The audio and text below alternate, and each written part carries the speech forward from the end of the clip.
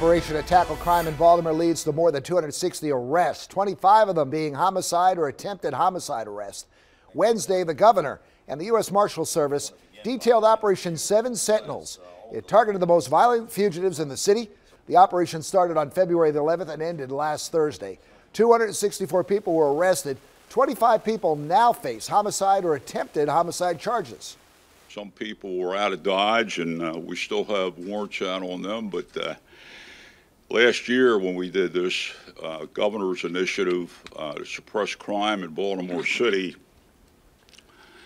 the bad guys that we didn't arrest got out of Dodge, and we didn't have a homicide here for 19 days.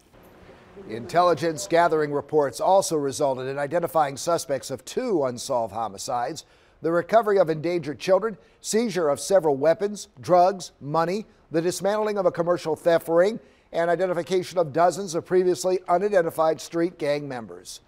And while at that same news conference, the governor was asked about the controversy surrounding the mayor and her book deal with the University of Maryland medical system. Now, he says he doesn't have all the facts, but he is shocked and appalled by it. And he also said he called the leaders of the UMMS with the Speaker of the House and the President of the Senate just to let them know that this has to be addressed and that there is legislation right now being considered to take action and clean up this mess.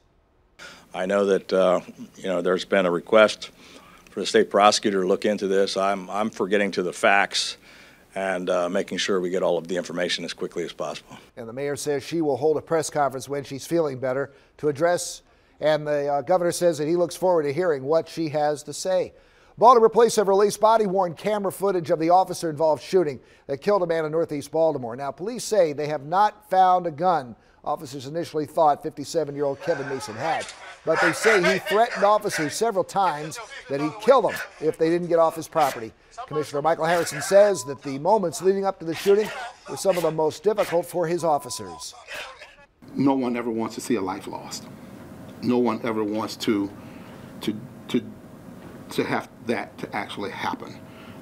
But this was probably one of, if not the most dangerous situations we can find ourselves in. Now, Commissioner Harrison says the officer who fired his weapon has been identified as John Johnson, a 25-year veteran with the police force. The commissioner also says there is policy that's being reviewed by the DOJ, and that'll decide when it's acceptable to release body-worn camera video to the public. Well, Governor Hogan has vetoed legislation to raise the minimum wage to $15 an hour here in our state. He says it would cost jobs, negatively impact our economy, competitiveness, and even devastate our state's economy. The governor has proposed raising the minimum wage to $12.10 an hour by 2022.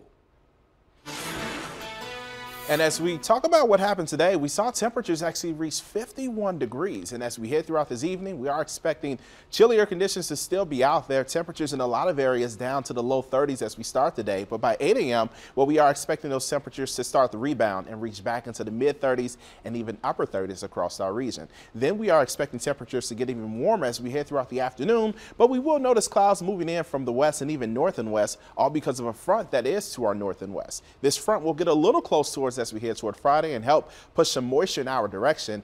But after that, we won't really see any rain until we get toward late Saturday into Sunday morning. But as we talk about something else you can see, 1 hour before dawn, look to the south and you'll be able to see things like Pluto, Saturn, Jupiter, the moon, and even the star Antares. So a lot to see as we head throughout the overnight and as we start the day, or just before we start the day tomorrow. Also, as we talk about tomorrow, we have the Orioles opening day in the Bronx, New York. Temperatures forecast to reach 56 degrees. If you're planning to drive up, we are expecting sun and clouds and winds out of the south, anywhere from 5 to about 15 miles per hour. But as we take you to tonight, temperatures down toward the low 30s. A few high clouds out there. I think a lot of us will deal with those chilly conditions as well. And as we talk about the 7-day forecast, we'll be dry Thursday, a shower possible as we head toward Friday, but more rain likely late Saturday, and then definitely on the way as we head through Sunday morning. And after that, we'll be much cooler. But enjoy the temperatures as we head toward Saturday. Right. Marcus, click with us online at WMAR2news.com for updates on top stories and breaking news. Also for news and weather. While you're out there on the go, download the WMAR2 app in the App Store. You can watch live radar and get breaking news sent right to your phone. Thanks for watching. I'm Jamie Costello. This WMAR2 News Update is sponsored by Jones Junction.